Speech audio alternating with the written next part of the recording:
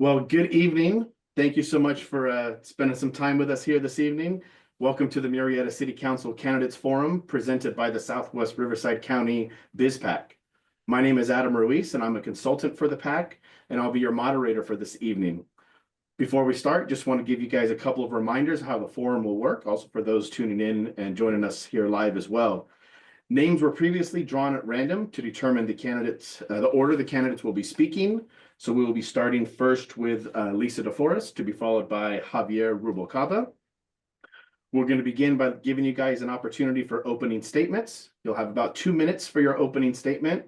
And then once we conclude those opening statements, we'll jump into our question portion of the forum. Each question will be answered by all candidates, and each candidate will have 1 minute to answer the question. We'll rotate which candidate responds first each round. We'll get through hopefully about 10 questions here so we can make sure that we finish on time. And then we've got a couple of quick response questions here at the end. And then at the conclusion of all the questions tonight, we'll give you guys each an additional 1 minute to make the closing statement. You'll see somewhere on your screen, and mine's the upper left, but there's something labeled timer. We'll actually have a display timer put up there to help keep everything in line and let you know where you stand with your time there as well. And then once again, the forum will be recorded so that you can share this out with some supporters or anybody that wants to go back and reference the video here as well. So thank you once again for joining us here this evening. We will jump right into it. And as I mentioned, we drew Lisa DeForest, Dr. Lisa DeForest, your name first. So we will allow you to open up with an opening statement. You've got 2 minutes. Please tell us a little bit about yourself. Good evening. My name is Dr. Lisa DeForest. I'm your council member representing District 3. My husband and I love living in Murrieta. He's a deputy sheriff with the Riverside County, and I am a small business owner here in Murrieta, in business 28 years. Our 2 sons graduated from Murrieta schools and now are in college. We chose to move here over 12 years ago because we wanted to live in a safe and thriving city. I am dedicated to protecting the quality of life and ensuring Murrieta remains safe and prosperous. I'm an experienced leader dedicated to public servants and a dedicated public servant. Before being elected to city council, I served 8 years as a school board trustee. I've had the honor of serving as president of the Western Science Center, United Way Women's Leadership Council, and Murrieta Valley High School lacrosse team doctor. It has been an honor to serve you as your council member. I've worked hard to deliver results for you. A healthy growing reserve fund of 30%, $900,000 for a new mobile command center for police and fire, $1 million for local grants for small businesses, invested in park improvements, street maintenance, code enforcement, ensuring Murrieta remains one of the safest cities. I'm proud of my relationships, and I've nurtured them over the past 20 years, working with congressmen, senator, college presidents, and local leaders to foster change and growth and prosperity. My leadership and proven record in the city council has earned me endorsements from Congressman Darrell Issa, Riverside County Sheriff Chad Bianco, District Attorney Mike Hestron, the Murrieta Police Officers Association, the Murrieta Firefighters Association, Riverside Sheriff Association, Senator Kelly Ciarto, Supervisor Chuck Washington, Murrieta Council Member Ron Holiday, Murrieta Council Member Cindy Warren, mayors of Temecula, Lake Elsinore, Canyon Lake, Menifee, and Weldemar. My campaign is also supported by former mayors of Murrieta, veterans,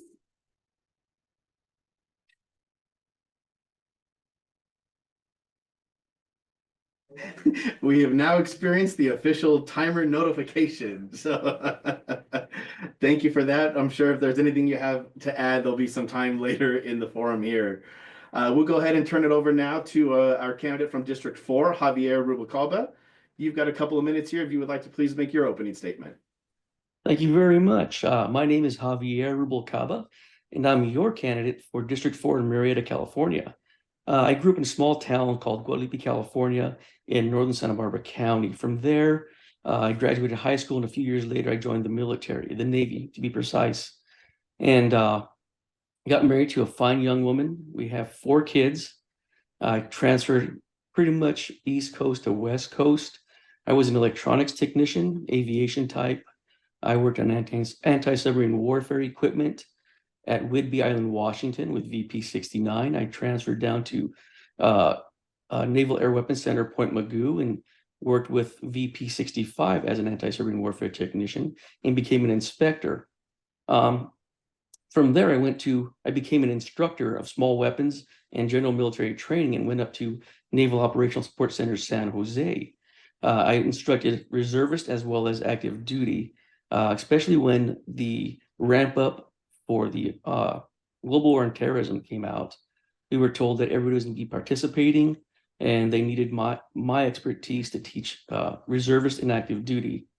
I was interrupted in my shore duty as an instructor and went to Iraq from 2007 to 2008 with counter rocket artillery and mortar battalion, working with quick reaction forces in Camp Victory, Camp Liberty, Camp Slayer, and Camp Slather. Slayer and Sather, my bad. And from there, transferred down to San Diego. I went to 3 helicopter squadrons, did instruction there, also did inspecting. What people don't realize is that in the Navy, we do lots of other things besides just just defending the country. There's lots of other things involved. I've learned so much that I'm willing to bring it all to you here in Murrieta, California. Thank you very much. That's quick. It's quick. Right in time. I hope you guys are enjoying the music as much as I am. Not at the cutoff point, but it's kind of funny. It's a newer feature here. So we appreciate those opening statements. We're going to move straight into our question period. As a reminder, each candidate will both answer the same question. We'll alternate who goes first, and you'll have 1 minute for your responses here. So we will start off here with Javier. Simple question here. What inspired you to run for city council? Well, when we moved down here in 2010, we moved here because it was the safest place that we knew of. And from where we lived in San Diego, my wife did a little Bible Women's College retreat to the hot springs. She came home, she was like, this place is so awesome, we love it. You should check it out. So I went and checked it out with her, and that very same day we were looking for homes. Since we're both from small towns, everybody here had the small town feel. Everybody was so nice, so wonderful that we love it. And we eventually just moved here. Seeing everything, and granted, I think that our cities run really well. But me being a servant for 20 years in the military, I just felt the need and the urge to serve. And what better way to do it is to serve my city. Great, thank you. Dr. Lisa DeForest will ask you the same question. What inspired you to run for city council? Well, I have a vested interest in Murrieta. You know, my husband and I came here over 13 years ago. We moved our family and a business of 28 years to Murrieta. And I want to maintain a safe and prosperous city because that's why we came here. I'm an experienced leader, and I have experience as a trustee on a school board, president of the Western Science Center, and I'm super dedicated to public service and want to make a difference. I want to plan for the future. I want my kids to come back and raise their family here because our quality of life has been maintained. I want to be a conduit between my community, my constituents, and the government. I want to be available, which I'm very proud that on everything that I do, my governing board announcements, any publication I might do, I put my personal cell phone, which I feel is very important. Yeah. Perfect. Love it. Yes. I don't mean to laugh. I'm sorry. It's just pretty fun. Hopefully I keeping thought I it was- light for you yeah, I guys as thought I was well. going You know?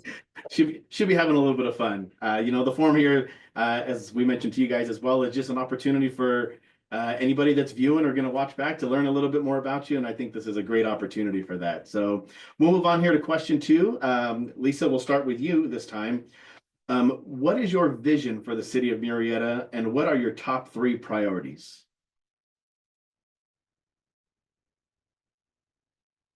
And we may have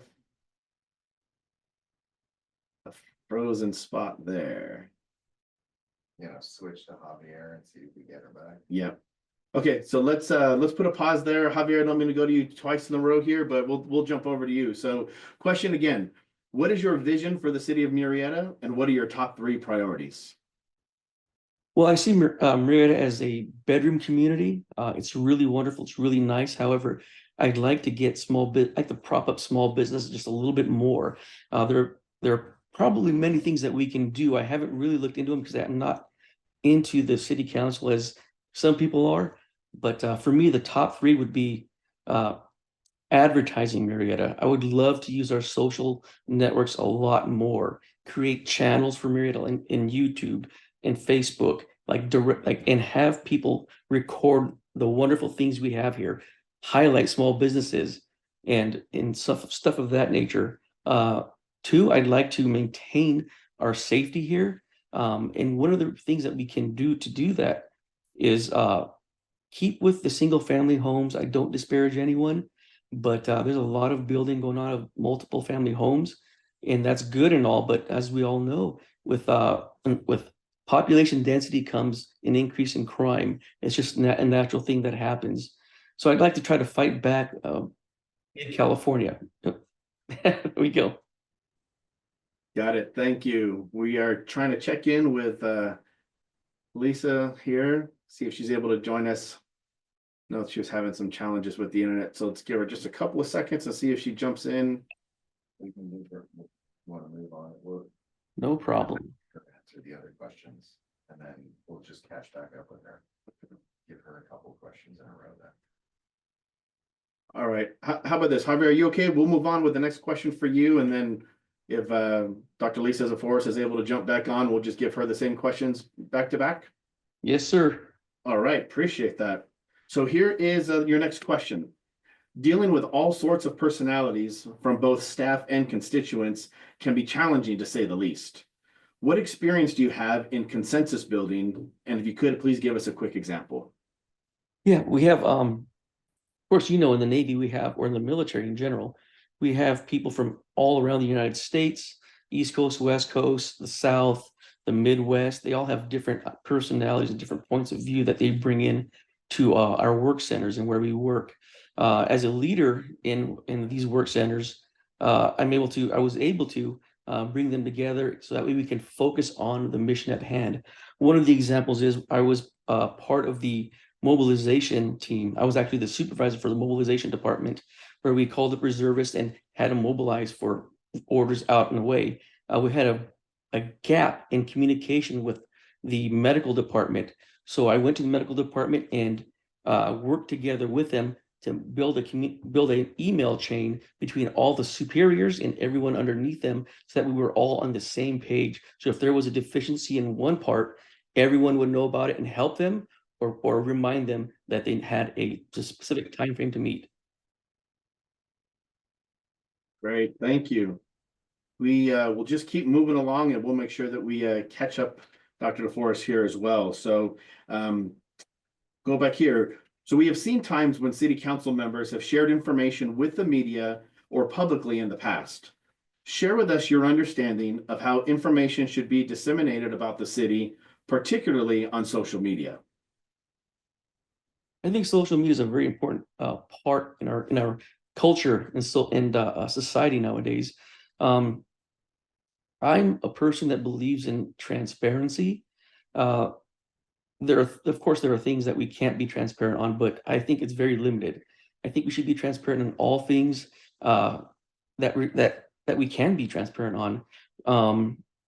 But dealing with fire and police and stuff of legalities, yes, I can understand that aspect. But transparency for me is super important. I would bring that to my when I get voted in. I will definitely bring that in, and I believe that because I walk amongst you, I see everything you see. I'm a part of you, and I want to know these things. And I feel that our city council isn't transparent enough sometimes, or the city isn't transparent enough sometimes. All right, thank you. We will keep plugging along here. So Rapid fire, boom, boom, boom. yeah, we're getting it. So what, in your opinion, do you think will be the greatest challenge that Murrieta will be facing in the next 5 years? In the next 5 years, I see as much building that's going on. We're going to have to, unfortunately, we're going to have to find a way to accommodate all the new population that's coming in. It's good for business. I agree with that. I love small business. I love everything about small business, but as far as fire, police, and public utilities is concerned, we're gonna have a big shortcoming when it comes to that stuff. There's gonna be a big draw from our electrical grid. There's gonna be more people, chances for crime to happen. We're gonna need a bigger police force. We're gonna need a bigger fire department. And where are these funds gonna come from?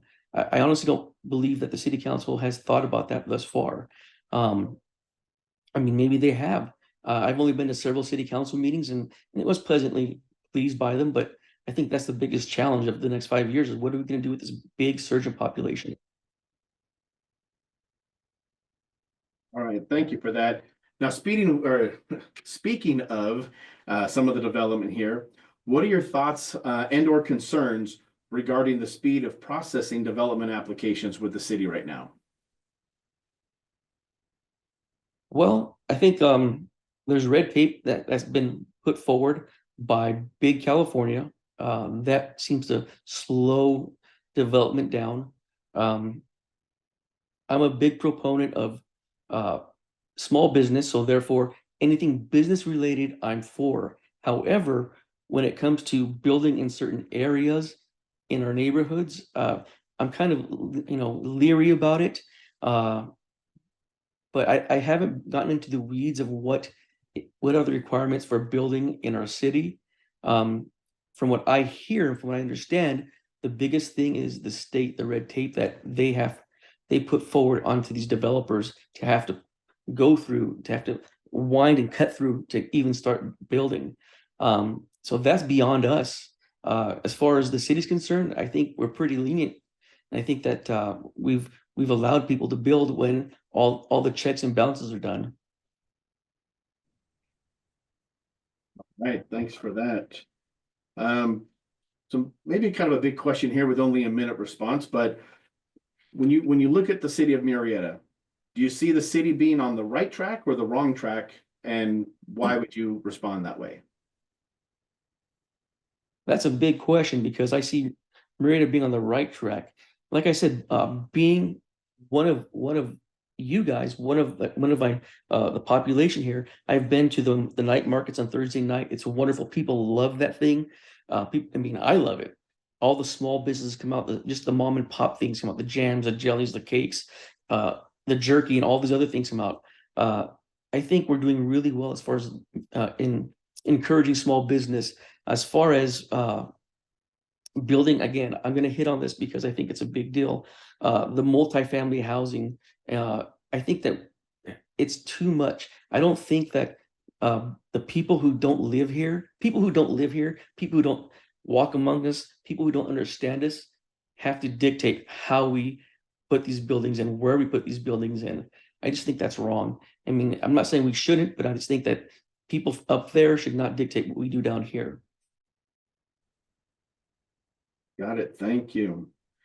Okay, so Murrieta has, for a very, very long time, always prided itself on being one of the safest cities in the country. What would you do to ensure that Murrieta remains one of those safest cities nationwide? Personally, I believe that we're still doing really well. I've met with the police chief and the fire chief, and they've got things pretty much well laid down. As far as getting the citizens involved, that's really well done. Also, again, we're going to experience massive increases in population. City Watch maybe could be increased also. Volunteers. I just don't like big government. Also, I don't want them to get too big. As far as like citizen patrol, there's got to be a cap to it. But I think we're doing great. This city's been awesome. I love this city. I just want to keep on the right track, keep going where we're going. If it's not broke, why fix it? That's just my motto. All right, thank you. You've mentioned a couple of different community events, but what would you say is your favorite Murrieta event and what makes it your favorite? Seriously, it's the Thursday nights. It's the the night market.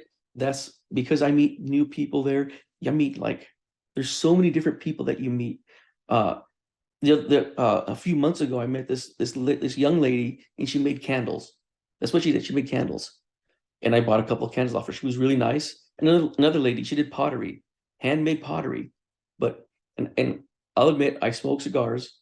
So I asked her, what, you don't have a cigar, you don't have a cigar ashtray? She's all, no, but I can make one. I was like, okay. She's like, I've never made it before, but I'll make one. So a few months later, I came back and she had made one. And I promised her I'd buy it, and I bought it, and I use it today. But the Thursday night markets are fantastic. It's such, if you have a chance, you need to come down here and experience the Thursday night markets. They're so good. Live music, tons of great food. It's the best. And also, our birthday celebration is fantastic. The fireworks at the end are just spectacular. The music, the people, the vendors, everyone's happy, everyone's walking around, talking, fantastic. Those are the two best things that I love about Murrieta. That's great. And we know there's so much to choose from here as well. Hopefully you're familiar with the annual International Council of Shopping Center, or more commonly referred to as ICSC conference. Do you think it's important for your city to attend, and why or why not? I'm not familiar with that. However, any kind of advertisement that we can do, or any kind of linking with other communities, other areas, whether it be other cities or other states, would be helpful. I mean, that's what we do in the military also, is I would gather information from other people. We'd have brainstorms, and we'd take those in, and we'd decipher which one's best, which one's not so good, which ones we can implement with the least backdraft, and which ones that we should just cut out entirely. I think any kind of interaction with anyone else for advertising for business would be great, and I'm all for it. Great. And we'll go to one final question here with the 1 minute before we get into our speed round here.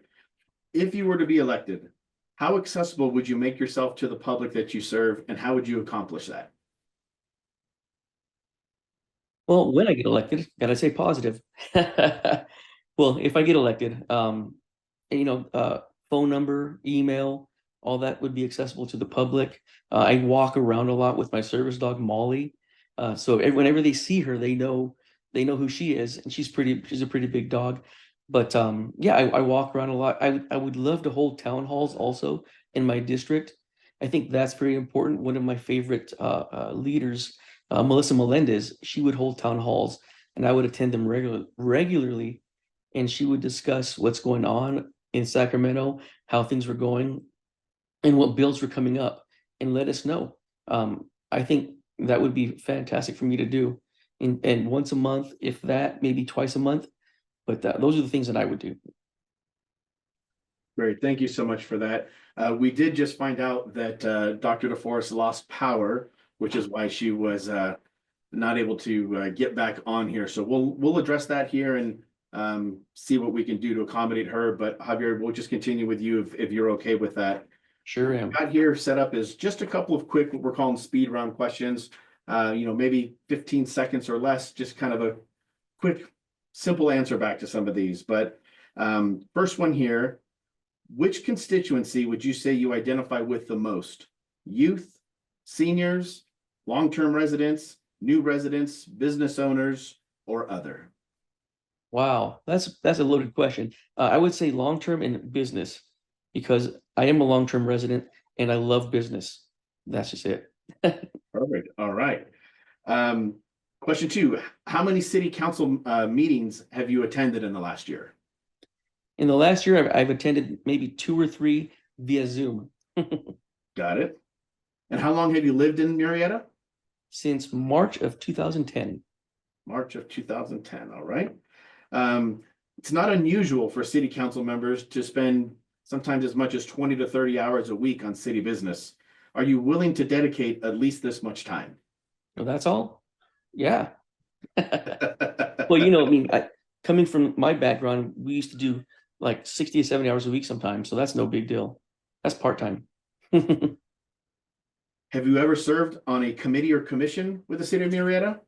No, sir, this is the first time I'm ever going to be doing this. Okay, and the final question here, do you now or have you ever owned a business? No, I've never owned a business. I have not. Okay. Doesn't Well, mean I that appreciate it.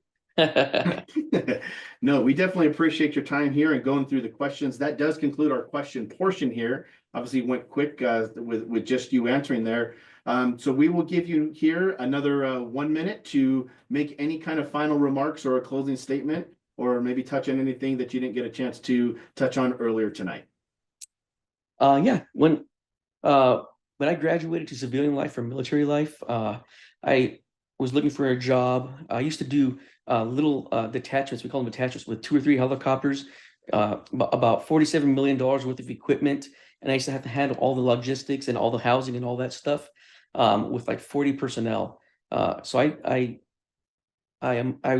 sent my application out to a little business. They said to manage an office of 5 people. When I didn't get that job, I inquired the owner and I said, "Hey, what did I lack in my resume?" He says, you didn't have a bachelor's degree."